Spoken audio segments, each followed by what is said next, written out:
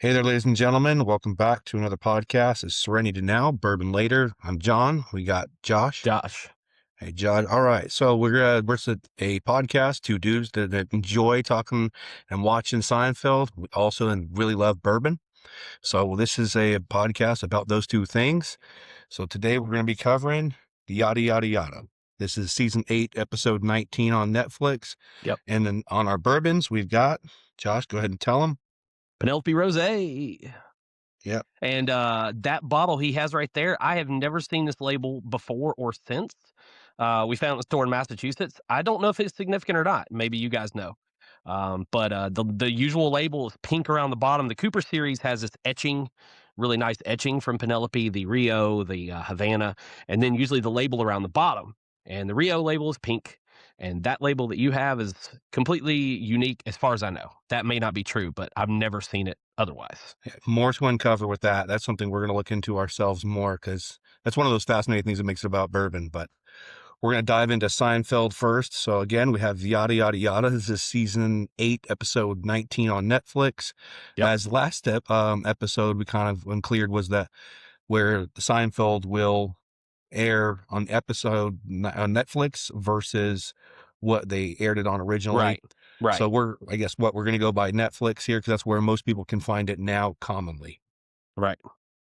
One of the reasons I chose this episode, Josh, again, is because to me, I mean, you know me really well.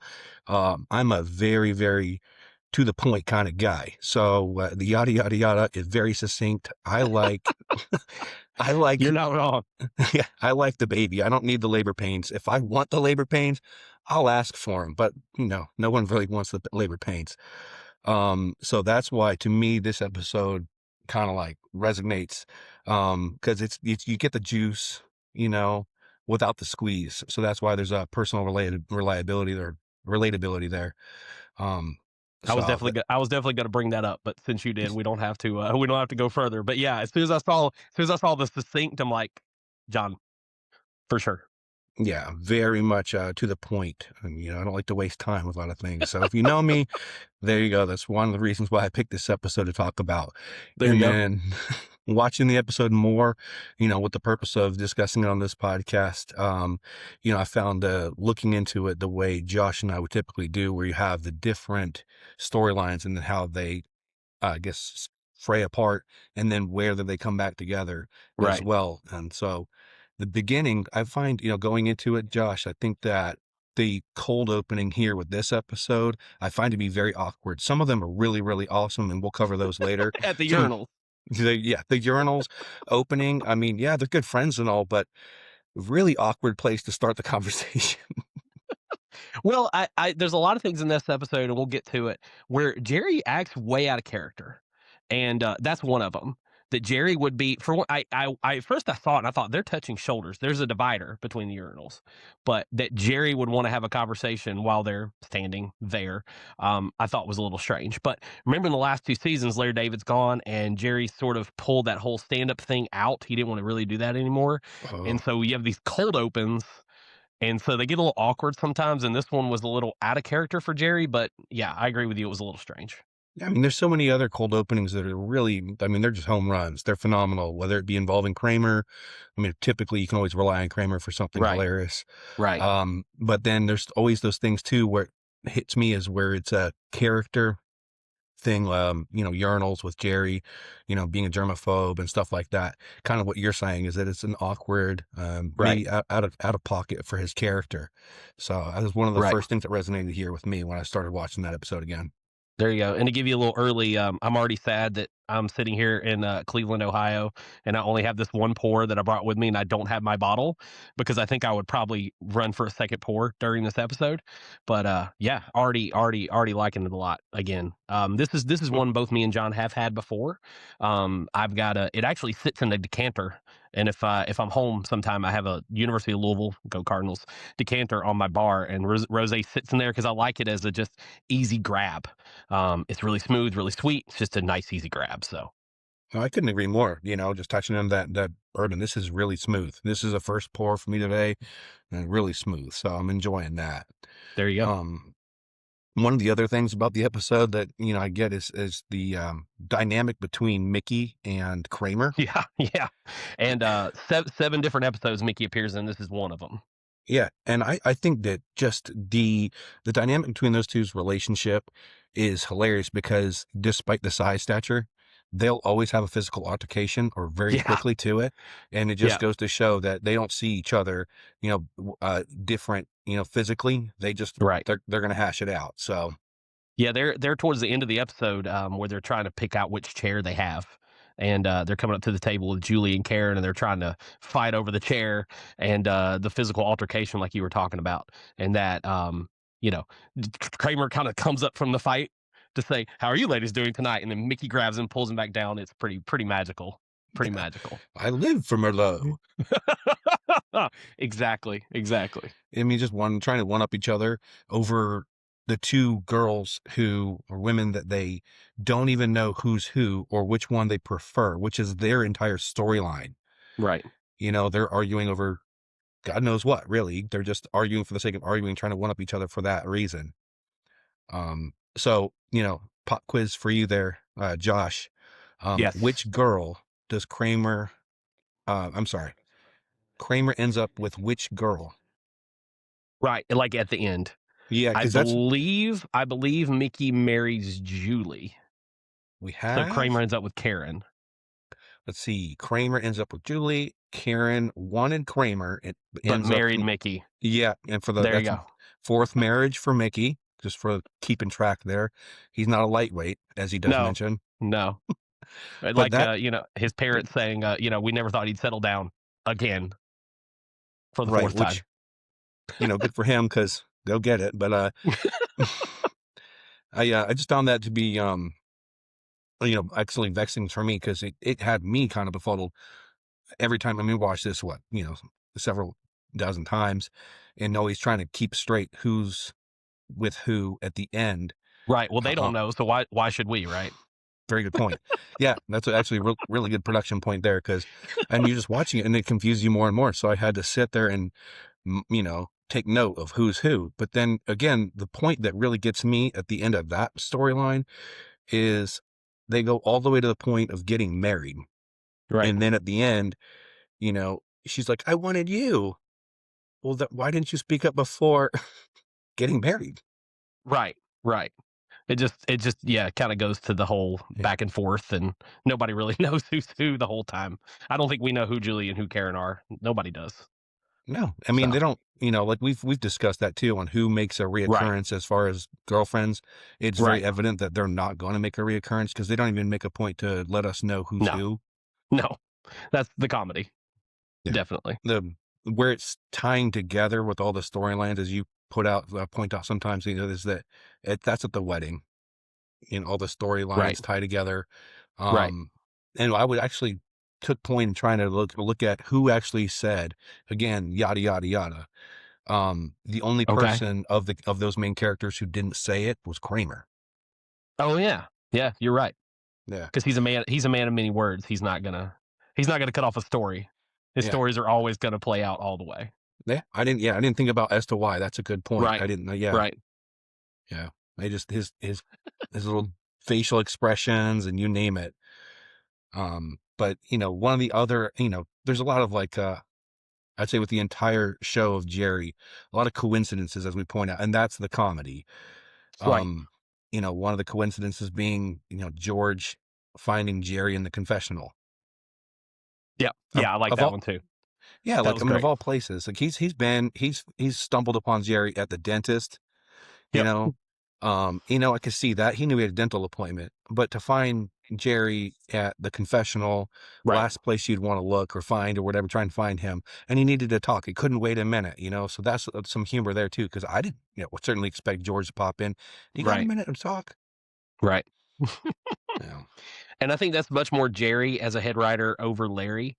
Larry's jokes weren't such quick quips, and I feel like Jerry coming in season 8, season 9 by himself, he uses some more of those little short comedic devices to get some things across without it having to really intertwine. Just quick little George popping in like, can we talk real quick? Yeah, that's just Yeah, great.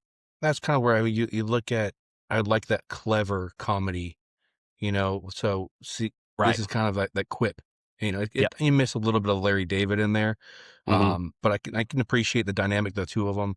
Either way, this entire show really starts peaking season 5 and gets good. So, Right. season 8 was Agreed. still good. It's still funny. It's still great. So,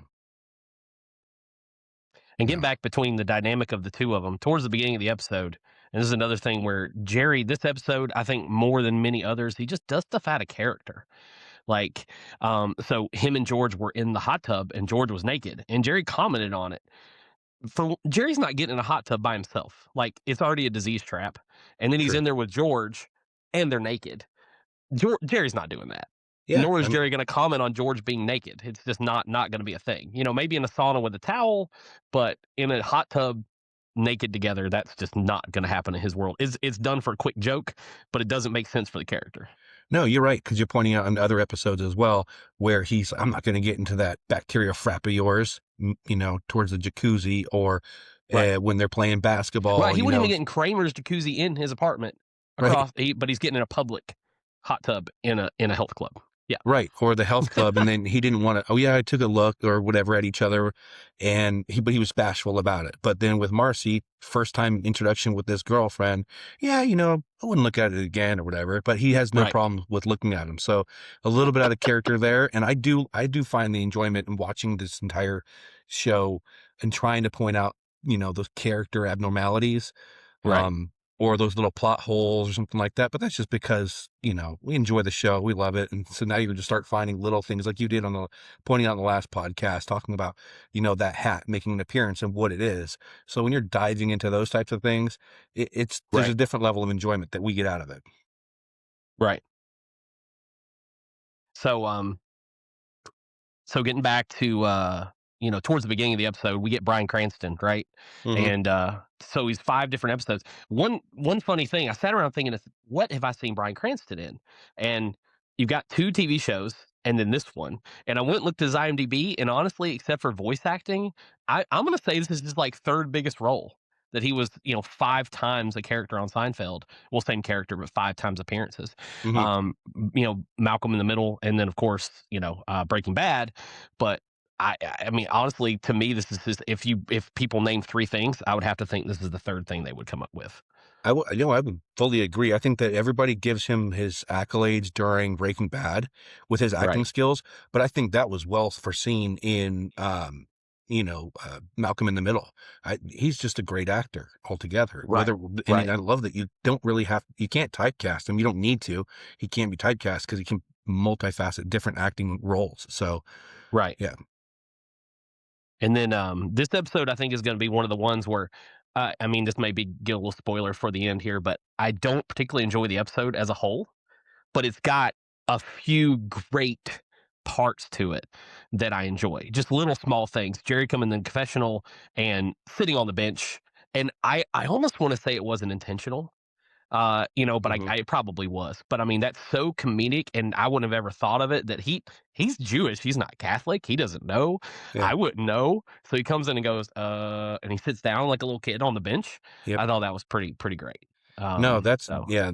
I mean, that whole, Jerry storyline in the entire episode, I find to be, that's where it is said now that if Jerry couldn't air nowadays, or the Seinfeld show couldn't air nowadays because it's too sensitive, and possibly on this topic, people might find it's too sensitive. I love how they're diving into that and maybe some ignorance on this, topic of religion because yeah, he's Jewish and he doesn't understand how the faith works over here with Catholicism right, or whatever it is. But I just like you because Jerry is his role in the show. He's just taking it so lightheartedly, and they're kind of you know it's not serious, man. He's just trying to go talk to somebody, but he's more offended about, the dentist making jokes. He's more offended as a comedian than he is about the religion. right, So, yeah, that storyline to me is pretty funny because in what I wanted to point out too is that in no point during the entire series of Seinfeld is he offended by other comedians, or is he trying to compete against other comedians? He's right, more annoyed by some of the comedians, slapstick comedians, and etc. right, right. Um, but he's just Like trying to Kenny do his Bania. yeah, exactly. But he's just trying to do his job, and he does it very well. but he's more offended by Bryan Cranston's, role in making Jewish jokes, and not as being offended by being Jewish, but being offended because, oh, he's wanting to be a comedian now or something. So that was a very unexpected point of the episode. Yeah, I agree. Uh, So tell me, Beth, what is her last name? you got Do, me. do, do you remember how it's pronounced during the show? Because how I hear it and how it actually is spelled are completely different. So as I was doing some research for this episode, Beth Lipner is what rings in my head as correct. Like Litmer, Mer. Like Lipner, like Lipner, but Oh, it's Luckner, Lukner. Yeah, that's how it's spelled. well, Luckner. Everything I could find is Luckner, but I definitely hear Lipner because yeah. of course this is second episode with Deborah Messing. So she was in the first episode with Kari Elways was her husband, and then they end up breaking up, and then Jerry. Of course, the comedic part of this episode is they broke up. She remarried, and Jerry never knew about it. He's like, I got to go on this internet thing, which is Yeah. kind of a nice little getting towards the mid to late '90s on Seinfeld here. That's a kind of little nice little Right. thing. And so yeah, this is her second episode, and I just hear Lipner. Yeah. And even watching it, I heard Lipner, and I was looking something up to make sure that I hadn't missed an episode she was in. Like I remember the two, and it's Luckner, Lukner, is Well, what good. was scripted. I Yeah, don't you know would have. why. Yeah, you would have thrown me for a loop on that one because I hear Litner or Litmer, but Right. yeah. To your And of point, course, though, I was going to make a point too on that is just Jerry's insight to relationships. As you know, right. he seems to have a different girlfriend every week, as Elaine points out in another episode. Right. But it's fascinating because he's like, oh, they're going to have a child that could add another 2 years. His timelines Right. are completely skewed. Definitely, definitely. And we haven't talked much about Marcy, who George is dating in this episode. Mhm. And why is George still with Marcy, even though she yada yada through the ex boyfriend story? Like he knows something occurred. She never admits it completely because it cuts her off. But the Right. first time she goes through it and yada yada, my ex boyfriend came over and I was getting out of the shower and yada yada yada. Why is he still here? I mean, George takes a lot of punishment from a lot of women, but I don't think even George would take that from. I don't know why he's stuck around. Yeah, he's broken up with girlfriends for shallow things or for not being shallow because he would be shallow. And there's time. I think that his facial expression again. I think that he's probably one of the best actors on the show. His acting on that, his facial expressions, he was completely caught off guard and doesn't know how to handle it. That's my Right. only, assertion to that. But he had, like you said, he's broken up for less. Right. Yeah, I agree. Jason Alexander, definitely the best actor on the show. I mean, Elaine's there. Julia Louis Dreyfus is there, definitely. Kramer, of course, Michael Richards, physical acting, great. He's still great, but I don't think he can stand up to the full blown acting of the other two. He's a physical actor, which is great. Of course, Jerry will admit to you himself that he's not the best actor. But yeah, Jason Alexander, a lot of moments in the show and facial expressions and always good for sure. Hmm. And doesn't mind giving up himself as a even the urinal in the first scene. Like that's the most bald I've ever seen him because we're really looking at the back of his head and he doesn't care. Jason Alexander plays the joke however he needs to if it's against himself or whatever. The whole show he's called fat and bald and short and he always just right into it. He doesn't care. A slow-witted, stocky, bald man. Yeah, That's right. Slow yeah. with his No, stocky ball man. yeah. No, Jason Alexander, definitely a phenomenal actor. Julie Louis-Dreyfus too. And then, I mean, again, I think that to compare them all, though, I would say that Kramer, he's kind of put in a different category because, like you said, his acting style, and his character that he portrays, it's Right. just in a different category. But then there's Jerry, and you're like, okay, I get where you're trying to go there with your And acting, then but right. And then going with George staying with Marcy after, he pretty much she doesn't admit to it, but pretty much why is she telling that story? There's some contact that was involved between her and the ex. Then at the end, you would think that Beth knows Jerry's Jewish, like yeah, Seinfeld. You would think, and she makes the comment about I won't repeat it here, but we know what she says, it's and yeah. so that she knows he's Jewish. So why, like, if she's that like that, why would she stay with him or want to come to a wedding with him too? So there's both of those relationships in this episode. I kind of go, or have we just devolved into that low a standard that we're just sticking around with these people because they're there and we just can?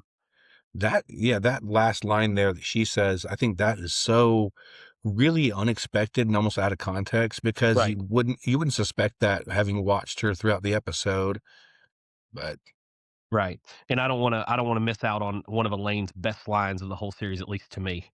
If we went top 10 Elaine lines, this is gonna be there. And, Jerry says, "Well, you yada yada over the best part." She says, "I mentioned the bisque." yeah. And she puts the "k" on there, and it's just those small things sometimes to me. If she just said, "I mentioned the bisque," I don't think it would be as big, but she just knew to throw that little enunciation on there, and to me, that's just a great line by her. And I always that's one that I always if somebody says, forgot to mention," I always say, "You forgot to mention the bisque." Yeah, definitely a zing, to whomever she was referencing, that's for sure. Yeah. Oh, yeah, yeah. But it's just magical how she took that and made something small big.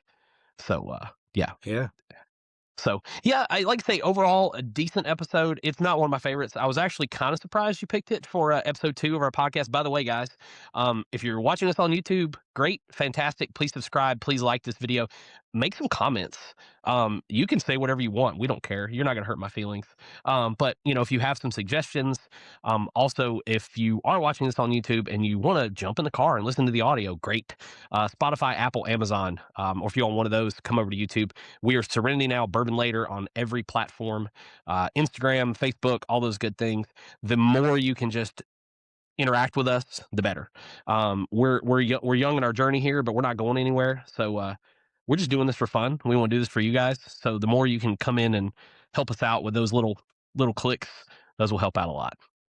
Yeah, point out some Easter eggs, again, just jump Fantastic in there. things we didn't see. I mean, Yep. look, if you didn't notice the whole time behind John's head there, got a little yada yada yada for you.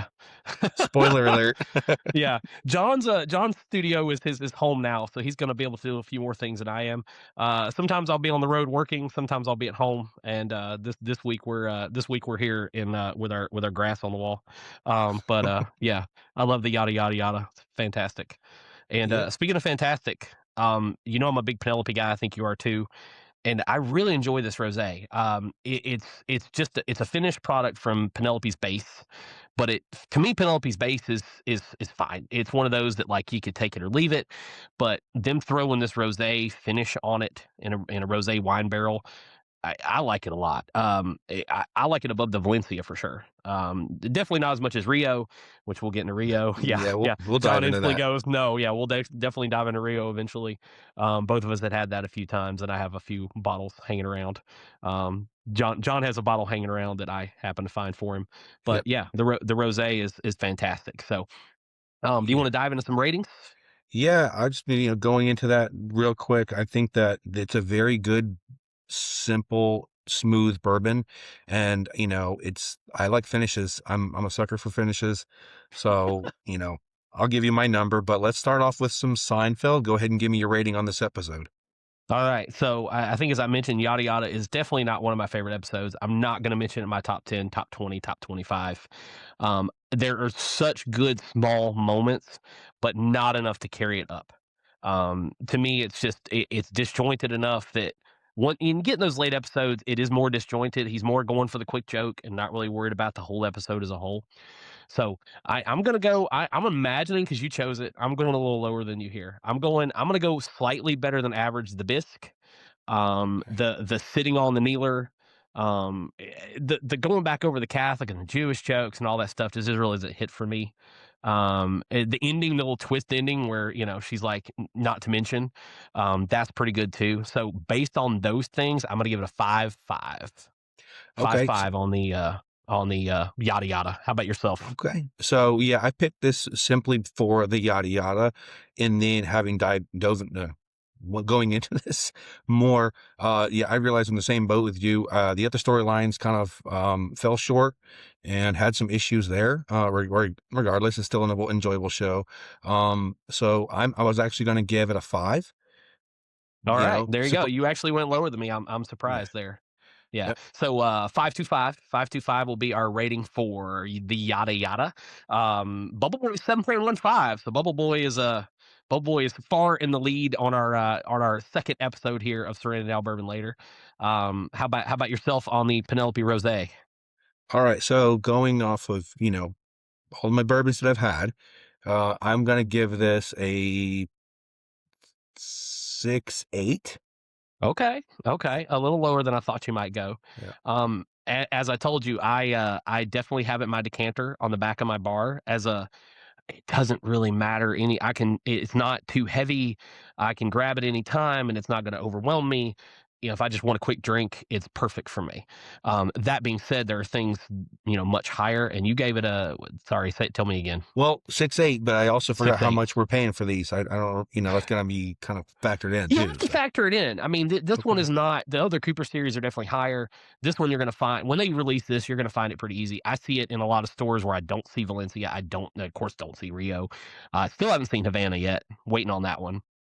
So, but Okay. I will see rosé here and there. So it's definitely not as popular. I believe it's closer to 65, 70 SRP, where Havana and Rio Okay. are 100 SRP. Well, we saw it So, for we saw it, I believe it was a string of times where we saw it up in New Hampshire, whatever, however it was. So it was pretty common then.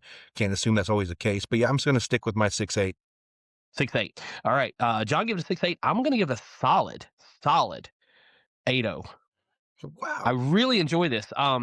Besides Rio, it's my favorite Penelope product. I forget how much I like it when I go back to it. A lot of people are going to knock it for the sweetness. They're going to say, hey, it's just too sweet for me, and I get that. I'm trying to pull our ratings back up here for you. I get that, but I like how much of an easy drinker it is, and to me, it's just I'm never going to drink it on any day and go, oh, it's just too much right now. So Hmm. I'm going to go and give it a solid 8, 8.0. I can't go any higher than that. I kind of wanted to go a little lower, but we're going to go 8.0 with your 6.8. That's going to be a 7.4 for the Penelope Rose. Okay. Kind of kicks the 6.65 of the aged barrel proof quite down there. I will say, right after we signed off on episode 1, I had a little more of the aged barrel proof, and it definitely was better. We're not going to change ratings. We're kind of going off the cuff, hitting it right there as we drink it. But definitely, many episodes in, we could say, hey, part 2, we're coming back, Mm-hmm. because I think that's one that we could knock back up the scale. But Mm-hmm. yeah, I think it's been a good episode, my friend. I always Yep. love discussing these with you, and every week we're going to be posting one. This is episode 2.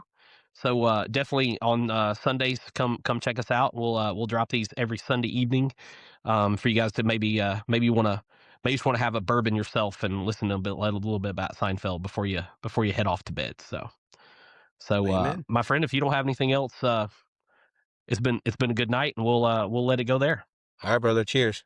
All right, thanks, man. Have a All great right. one. All right. Bye. Thanks, guys, for watching. Appreciate it. See you guys.